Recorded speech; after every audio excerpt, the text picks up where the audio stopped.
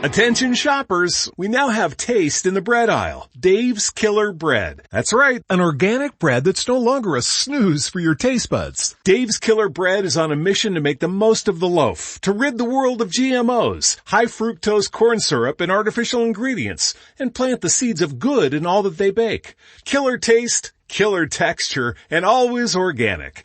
Dave's Killer Bread. Bread amplified. It is Ryan here, and I have a question for you. What do you do when you win? Like, are you a fist pumper, a woohooer, a hand clapper, a high fiver? I kind of like the high five, but if you want to hone in on those winning moves, check out Chumba Casino. At ChumbaCasino.com, choose from hundreds of social casino-style games for your chance to redeem serious cash prizes. There are new game releases weekly, plus free daily bonuses, so don't wait. Start having the most fun ever at ChumbaCasino.com. No purchase necessary. VGW. Void where prohibited by law. See terms and conditions. 18+.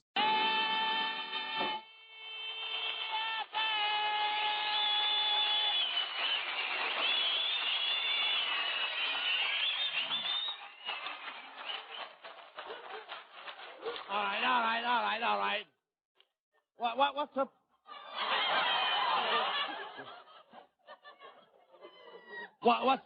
What's up tonight? I beg your pardon? I say, what's up tonight? Well, I want to tell you, I took my Aunt Meg to the football game at the Coliseum this afternoon. Yes. At the end of the first quarter, a drunk came in and yelled, "Whose game?" Aunt Meg jumped up and says, "I am." Your Aunt May doesn't know much about football, does she? Oh, she thinks the rooting section is the front end of a pig. She does? She does. Abbott. Right. Which end is? Right. You don't know much about football yourself, do you? Oh, you kidding?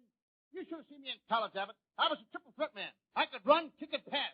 Boy, I could really throw it in those days. You're not doing so bad tonight, either.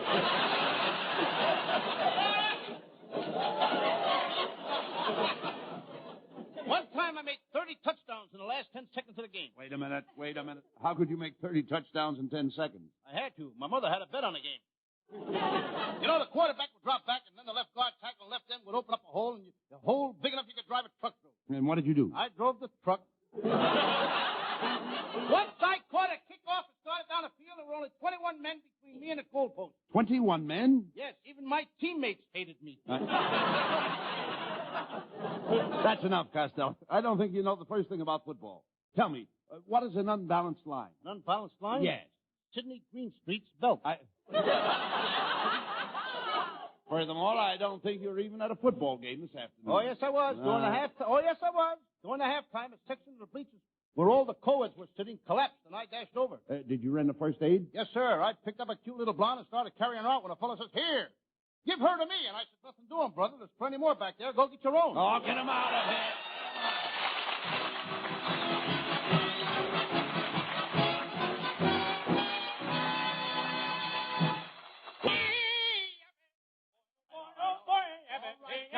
Look, Costello.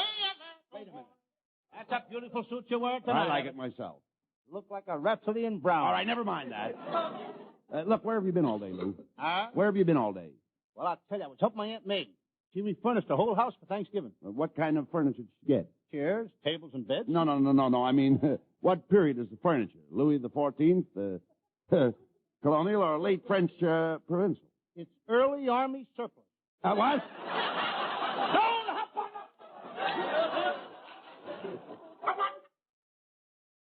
Does Uncle Mike like the furniture? Yes, especially the four-poster bed. Last night he kicked it right over the end of the four-poster bed. Why in the world did he do a thing like that? He dreamed he was playing for Notre Dame and his team needed the extra point. Your Uncle Mike is just like you. You're both dopes. Yeah, my Uncle Mike is no dope, Abbott. He happens to be a very clever inventor. He just invented a new kind of motorcycle, and it's so fast. Get this. This motorcycle is so fast that you can get on it in Los Angeles at midnight and be in Cucamonga at 2 o'clock in the morning. Is that so? Yeah, but there's only one thing wrong with it. What's that? Who wants to be in Cucamonga at 2 o'clock in the morning?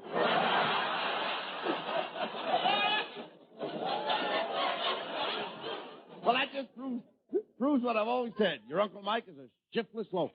He gambles away every cent that he gets. Oh, no, he reformed that, but he's never going to shoot dice or play cards again. He said that before. I know, but this time a judge said it. Does Uncle Mike still drink as much as ever, Lou? Nah, now he quits when he's had enough. How can he tell when he's had enough? Well, he sits across the table from Aunt May. And he sits there with a big bottle and he starts drinking. The minute Aunt May starts looking good to him, he knows he's had enough.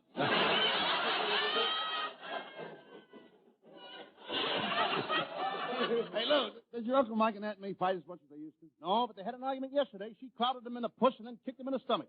Kicked him in the stomach. Yeah, but that was his fault. He turned around. Does your Uncle Mike still work for the orange growers, Lou? Oh, yes, yes. Very important man in the orange business, Abbott. He's the only guy that can tell a California orange from a Florida orange. How does he do it? Well, he cuts an orange in half, holds it over a map of the United States, and squeezes it. If it's a California orange, it squirts all over Florida.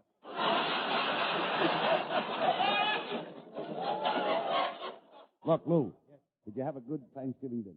Well, I'll tell you as soon as I get to it. Yes, I did. I found it. Yes. But we didn't have any turkey. You didn't have a turkey. Why not? By the time I got to the butcher's, all the finance companies were closed. You mean to tell me that the price of turkeys is that high? The price is high. Yeah. There was one woman in a butcher shop that didn't buy anything, and that weighed 2 pounds. Look, never mind that. Did you buy a turkey? I handed the butcher $2 and says, "What kind of turkey can I buy for that?" And he handed me an egg. An egg? Yeah. An egg? Hey, so go sit on that and hatch out your own turkey. What do you think I got? I got a duck. A duck? Well, your peace talk says, where did you eat your Thanksgiving dinner? Over at the YWCA. The YWCA? Why, men aren't allowed in there. I know, but I love to go there. It takes so many of them to throw you out. You wanted to have Thanksgiving dinner with a girl. Why didn't you make a date with my wife? My wife's twin sister, Ella. Abbott, when I sit down at the table for Thanksgiving, I want to see a turkey, not an old crow. Ella's a lovely girl. Now, if you want to make a hit with her, why don't you buy her a box of candy? You know, she has a sweet tooth. I know, I've seen it. Too bad she hasn't got some more to go with it.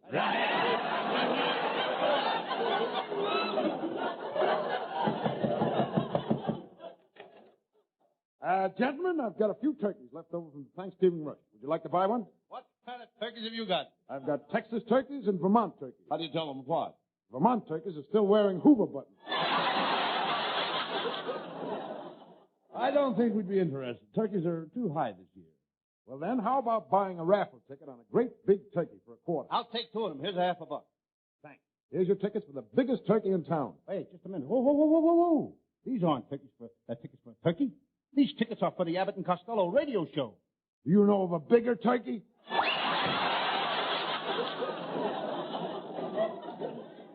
You can't get away with that, Abbott. I'll break every bone in his body. Where did he go? Right through that door. He did, huh? Yeah. Open up that door. Well, the door is open. What are you going to do about it? What do you want? I just wanted to say goodbye.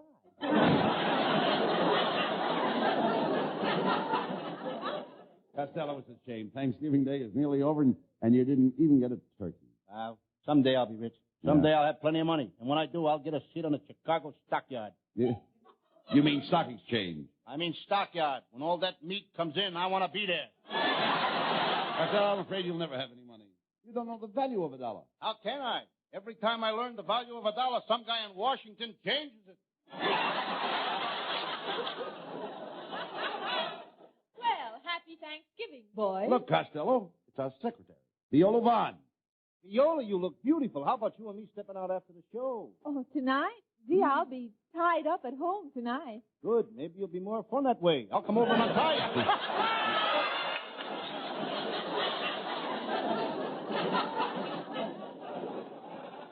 Viola, you must be very busy. Every time Costello asks you for a date, you're busy. Well, I am busy. Mondays I go to gym class. Tuesdays I play golf. Wednesdays I go horseback riding. And when I have nothing on, I go swimming. You couldn't pick a better time for it.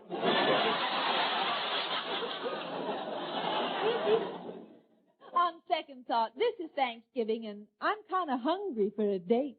Then why not go out with me? Abbott, she says she's hungry. She's not starving. Now, suppose I did invite you over to my house tonight, Costello. What would you do? Oh, well, we play games. We play like hide and seek, maybe post office. Oh, that's a kid's game. Not the way I play it. All right, now, wait a minute. Well, how do you play hide and seek? Well, first you count up to 10, then run and hide in the closet. Then I count up to 10 and run and hide in the closet. It's a lot of fun. Wait a minute. Where does the fun come in? We both run to the same closet. Nah, Costello, I don't think I'll invite you over. You're too fickle. What do you mean? Well, last week after the rehearsal, you were taking a nap, and I sneaked in, and you were dreaming and saying, "No, Rita, no, Rita, I won't kiss you. No, no, no." So what? My name is not Rita. What are you kicking about? I said no, didn't I? Viola was right. You are fickle. You're always flirting with girls. Last night I saw you driving down Hollywood Boulevard and you winked at a girl. I only winked because something got in my eye. And she got in your car, too. Well, I'm surprised at you two arguing over girls. You're right, Viola. They aren't worth it. Women are responsible for a lot of stupid things. Shame on you, Abbott, bringing your mother into this conversation. You idiot. Why don't you find yourself a girl and get married? Viola, you're the kind of a girl I'd love to be married to. Why do you want to marry me? Being married to you would be wonderful. We could have 10 children. 10 children? Yes, and if we like them the second year, we could have 10 more. Viola would be silly to marry you. All you do is chase girls. Mr. Abbott is right, Costello. I understand that you've kissed every blonde in Hollywood. I have not. Well, all right. Name one blonde in Hollywood you haven't kissed. I'll name 2. Alan Ladd and Van Johnson. You idiot. Alan Ladd and Van Johnson wouldn't kiss you. They wouldn't? No, they wouldn't. Okay, I'll scratch their names out of my book. See, Viola, I was right. Costello's not the guy for you. He has no brains, he has no looks, and he has no money. I'm beginning to think you're right. Just a minute. Now listen here, Abbott. If you don't stop crabbing me with girls, I'm going to hide your corkscrew. No!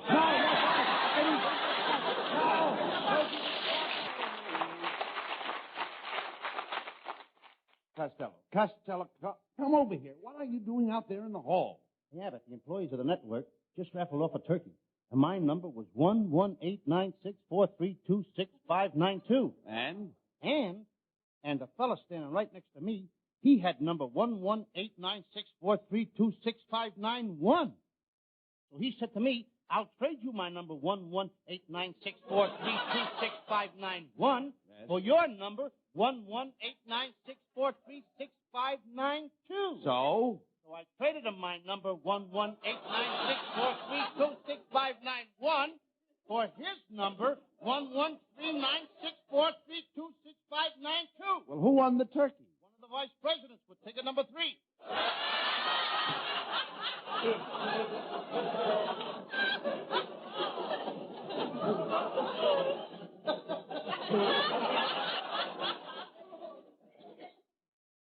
But I don't care, Abbott. I don't like turkeys anyway. If all the turkeys in the world were laid end to end, that's the part I would get. Well, you know, Lou, my wife is crazy about turkey. Today when she sat down at the table, she had a turkey neck. Why don't you wear a muffler? Nobody would notice it. What's that roll of paper under your arm? That's a Thanksgiving play we're going to do for the people tonight. And I wrote it myself. Oh. What's the name of your play? I call it The Brave Little Band of Pilgrims Who Landed on Honest John's Rock. Yeah, dummy, that's Plymouth Rock. How do you like that? Even in those days, Honest John was the only one that could get a Plymouth. Never mind that. Let's get along with the play.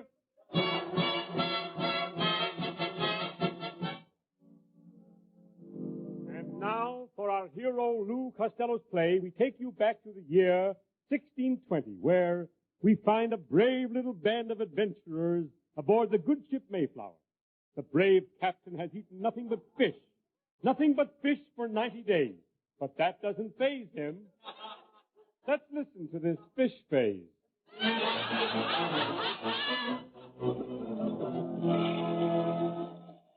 First mate John Alden Costello, where are you? Here I am, Captain Miles Standish Abbott. We've had some pretty tough weather. How's the ship holding up? I have a report on the mizzenmast. What about the mizzenmast? It's been missing for 3 days. Look out! There's a note stuck to that dagger. Aha! There's mutiny among the men. Read this note, First Mate John Alden Costello. First mate is a dirty landlubber, and he should drop dead. Which one of you swabs wrote this? I did, sir. Give that man 20 lashes and a box of Snickers. I know what we'll do. We'll put the whole crew on bread and water. Why pamper him? Let him eat the regular food. Captain Miles Standish Abbott, me thinks you made a mistake. When we left England, I think you forgot to untie the boat from the dock. What makes you say that? Just look behind us. We're in the middle of the Atlantic Ocean, and people are still waving goodbye to us. Look, John Alden Costello, there's land ahead. We should be proud. The Mayflower has broken all records for the Atlantic crossing. Yes, we beat the Queen Elizabeth by 326 years. Thank Columbus for showing us the way. He marked the route. That's funny. I didn't see a Burma shave sign all the way across. John Alden Costello, watch where you're steering the boat. Don't worry, Captain Miles Standish Abbott. I know every reef along this coast. There's one now. You idiot. That's the shore. Quick, drop the anchor. Aye, aye, sir. Here she goes.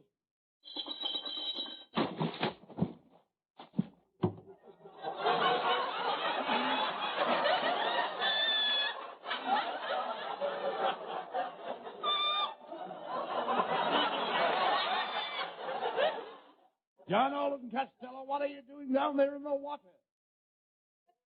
You asking me for one? It's just a sound man. He just got soaked.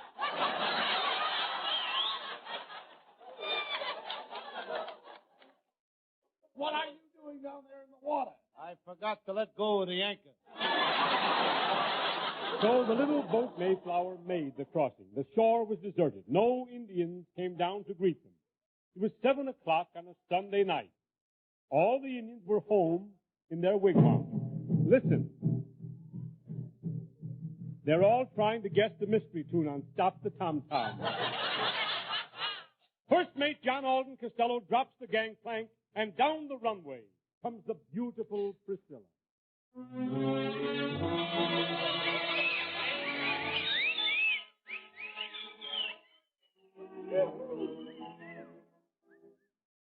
John Alden Costello, honey bun. Just think of it. You and I are the first people to set foot on this new land.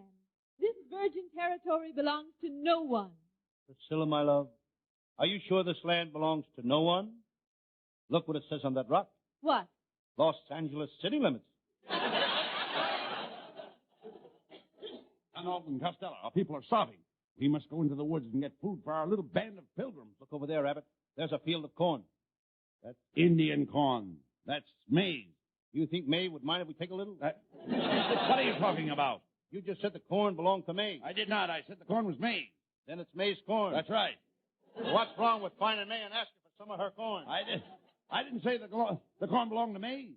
I merely said the corn was made. How do you like that? Here it is, the year 1620, and this guy is starting a routine.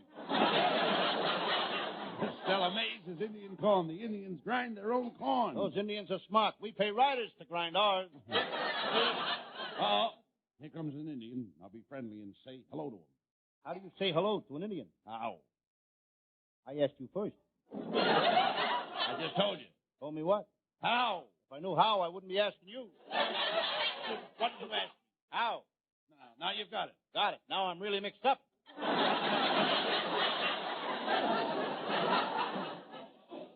Stella, we be after our scalps. Look, there's a note tied on that arrow. I'll read it. Men, are you slowly losing your hair? See Chief Tomahawk and lose it all at once. Costello, comes an Indian, and he has his hand raised. Say something to him. Chief, you can go now. Me scout. Me chief underwear. Why do they call you Chief Underwear? Me creep up on you.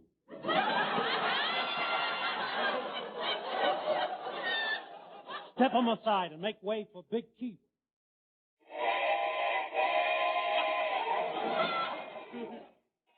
That must have been a super chief. Watch 'em language, paleface. Meet 'em big chief running water. He looks like a big drip. Chief, meet my friend John Alden Costello. Are you gay? Are you gay?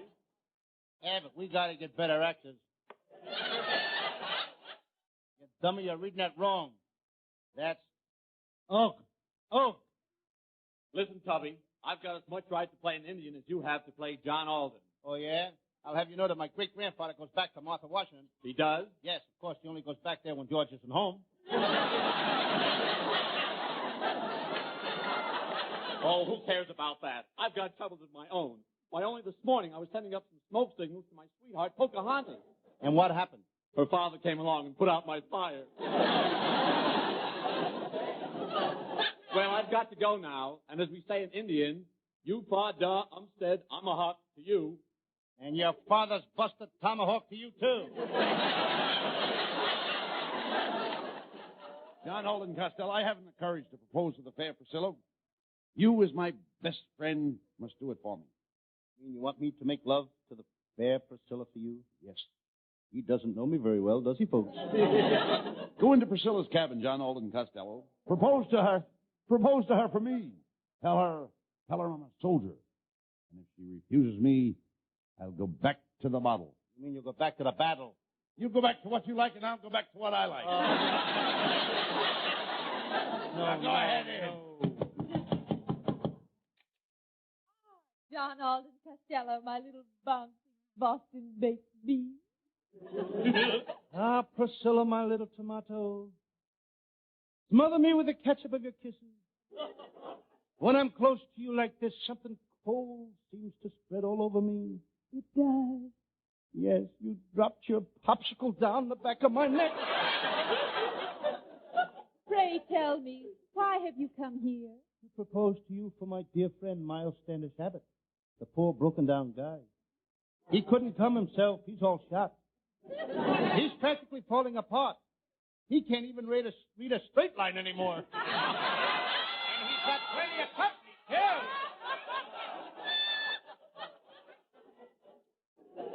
Priscilla, my love.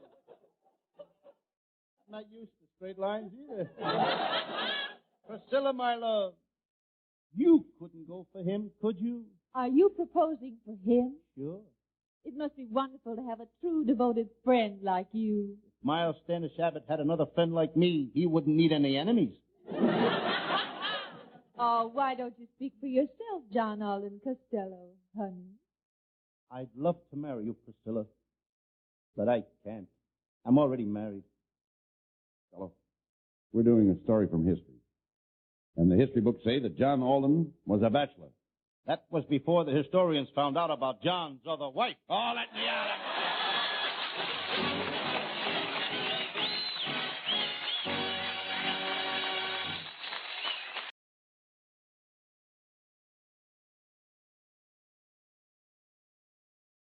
Hey guys, it is Ryan. I'm not sure if you know this about me, but I'm a bit of a fun fanatic when I can. I like to work, but I like fun too. It's a thing. And now the truth is out there. I can tell you about my favorite place to have fun. Chumba Casino. They have hundreds of social casino style games to choose from with new games released each week. You can play for free anytime, anywhere. And each day brings a new chance to collect daily bonuses. So join me in the fun. Sign up now at ChumbaCasino.com. No purchase necessary. VGW Group. Void where prohibited by law. See terms and conditions. 18+.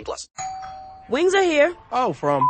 No, I'd never order from anymore. Popeyes now has wings in 5 flavors. Ghost pepper, roasted garlic parmesan, sweet and spicy, signature hot, and honey barbecue. Marinated in Louisiana spices, hand battered and flipped. Makes no sense they're $5.99 for 6 pieces. Taste them.